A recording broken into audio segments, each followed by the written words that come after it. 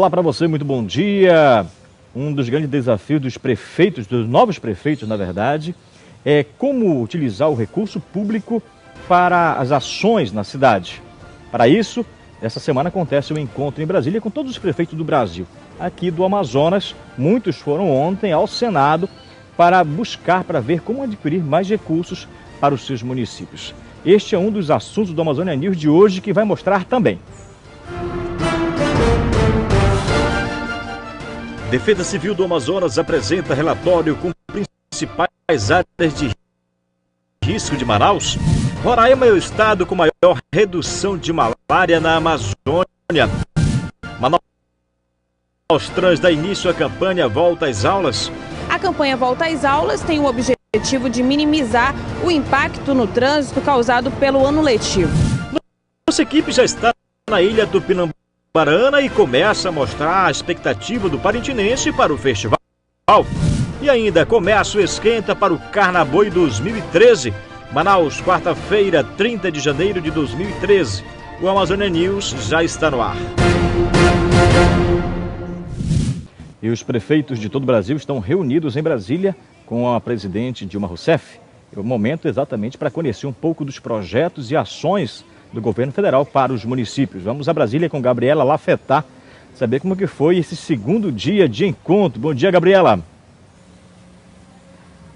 Bom dia, Rai. Bom dia a todos. O encontro aconteceu pela manhã e tarde, mais de 10 temas foram tratados em palestras e oficinas.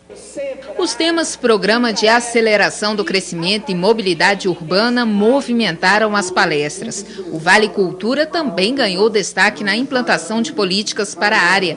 A meta do governo federal é aproveitar o início da nova gestão para construir uma agenda de trabalho junto aos municípios no que diz respeito a saneamento e pavimentação. Para facilitar o contato, além das oficinas, os prefeitos contaram com um atendimento personalizado. Na região norte, os municípios com mais de 70 mil habitantes podem participar da seleção de 10 bilhões de reais para obras de saneamento. Já para as cidades com até 50 mil habitantes, serão investidos 2 bilhões de reais. É uma grande oportunidade, mas também vejo um grande desafio, que é desburocratizar, tornar esses municípios adimplentes. Portanto, precisamos romper alguns obstáculos, dentre essa questão da dívida do INSS, da Previdência, que é altíssima, e os municípios não têm capacidade financeira de honrar. Em uma reunião no Senado, cerca de 40 prefeitos do Amazonas discutiram sobre a melhor maneira de conseguir recursos junto ao governo federal. A maior reunião de prefeitos do Amazonas fora do estado aconteceu no Senado Federal e foi presidida pelo líder do governo, senador Eduardo Braga.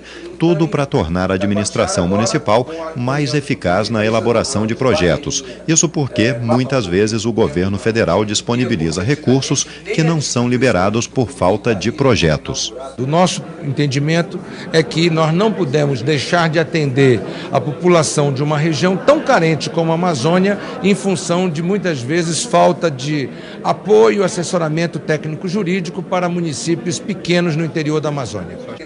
Depois que as dificuldades encontradas pelos gestores municipais foram expostas, ficou decidido que a Associação Amazonense de Municípios vai dar todo o suporte aos prefeitos. Por essa razão que nós temos que parabenizar o presidente da associação, Jair, que vai nos apoiar para os municípios nessa parte técnica para assessorar os municípios do Amazonas. E o projeto Cidades Digitais do governo federal começa a ser implantado nos municípios brasileiros. Na região norte, 13 cidades foram beneficiadas. Nesse primeiro momento, apenas 80 municípios foram contemplados. O acordo assinado entre o Ministério das Comunicações e as prefeituras vai tornar mais eficaz e transparente a administração municipal com a instalação de redes de fibra ótica. O projeto Cidades Digitais também vai disponibilizar softwares e capacitar servidores. Já a população terá acesso gratuito a pontos de internet. As empresas que ganharam a licitação estão começando a instalação das fibras. Elas têm 6 meses para fazer isso, então já estão visitando as prefeituras e a gente espera que até o final desse ano o processo esteja completo e as cidades funcionando. O norte foi uma das regiões priorizadas pelo governo federal.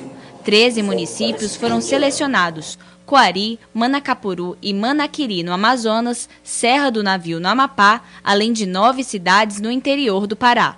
Quem está entre os beneficiados já faz planos. Nós vamos poder, por exemplo, ter a nossa página na internet, nós vamos poder realizar os nossos pregões eletrônicos que hoje temos que fazer na capital, em Macapá, vamos poder fazer lá no município, e assim são imensos os benefícios que a implantação desse projeto traz.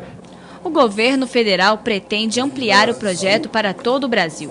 Um novo edital já está previsto. Essa semana, a presidenta Dilma, conversando com ela, acertou lá com o planejamento, nós vamos receber mais 100 milhões de reais para fazer um novo edital, uma nova chamada para esse projeto. Ela, inclusive, quer colocar no pacto.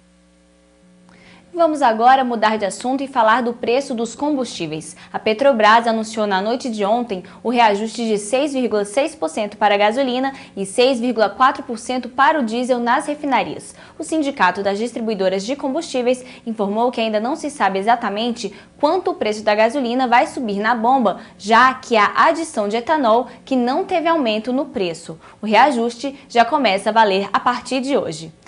Estas são as notícias de hoje. Um ótimo dia para vocês e até amanhã. Obrigado, Gabriela. Muito bom dia. Até amanhã. E aqui em Manaus, o Manaus Trans deu início à campanha Volta às Aulas. A ideia é minimizar o impacto no início do ano letivo. Um total de 15 escolas têm recebido ações da Manaus Trans para conscientizar a população sobre o uso da faixa de pedestres e, principalmente, orientar os condutores para evitar congestionamentos em frente ao colégio. Além da entrega do material, os fiscais dão orientações aos pais sobre não estacionar em fila dupla ou parar em calçada para embarcar e desembarcar os filhos e ainda respeitar a faixa de pedestre. Nós vamos avaliar as condições de sinalização da escola, então nós vamos refazer a sinalização, nós vamos colocar ali os nossos colaboradores da educação para conversar com os pais, orientar a entrada dos alunos na escola. Nós vamos treinar colaboradores da escola, se a escola quiser, para que possa orientar o trânsito na hora da entrada e da chegada. A ação agradou os condutores, mas os motoristas fazem crítica aos pais que insistem em atrapalhar o trânsito. Eles param em cima da faixa, param em fila dupla, tem preguiça de ir lá no estacionamento ou entrar aqui para deixar os filhos. A campanha é sensacional, parabéns para vocês, e isso aí é importante para o país. Na mesma manhã, o órgão fazia uma pesquisa de tráfego na rotatória das Letras no bairro Dom Pedro. O objetivo é identificar a quantidade de veículos e os principais destinos a partir da rotatória para futuras intervenções. Vamos ter que analisar todos os pontos críticos da cidade e apresentar novos projetos para adequar esses pontos. Primeiro, pontual e depois ao longo dos corredores. Então esse é o início de um trabalho que vai durar o ano todo. E a Defesa Civil do Amazonas apresenta relatório com as principais áreas de risco de Manaus. A ideia é evitar tragédias neste tempo de chuvas. Período de chuvas em Manaus ainda é sinônimo de inundações e desabamentos. E para identificar as áreas de risco na cidade, a Defesa Civil fez um levantamento e registrou em forma de livro as principais ocorrências nos últimos 10 anos. As zonas leste e sul são as mais vulneráveis. A Zona Leste é uma das zonas mais suscetíveis, né, a desabamento, a situação de vossorocas, que são aqueles buracos que fazem em função do escoamento das águas, né? E a Zona Sul é a região mais suscetível a inundações, né, as cheias, né? O relatório das áreas de risco foi entregue aos órgãos responsáveis para futuras intervenções, mas a reincidência após a retirada dos moradores tem sido um problema para o governo. Se você que estava naquele local foi retirado, a gente tem a ideia que ninguém mais vai para lá, porque ali é uma área de risco. E o poder público pega por uma coisa, por confiar. A famosa disciplina consciente. Então, se alguém foi beneficiado, então alguém vai chegar e dizer, rapaz, põe tua casa ali, tu vai ser beneficiado também. Quando você tira uma casa ou duas, aparece 8. Por isso, a conscientização dos moradores em atender o pedido de saída das áreas de risco é fator decisivo para combater possíveis desastres. E você confere agora o destaque do Jornal do Comércio desta quarta-feira. Comércio combate excesso de feriados. Com a proximidade do feriado de Carnaval e de outros ao longo do ano, que poderão ser utilizados como ponte para aumentar a folga dos trabalhadores e servidores públicos brasileiros, a Confederação Nacional do Comércio está preocupada com as consequências causadas ao setor e à economia do país e ajuizou 2 ações diretas de inconstitucionalidade, de número 4.091 e 4.092.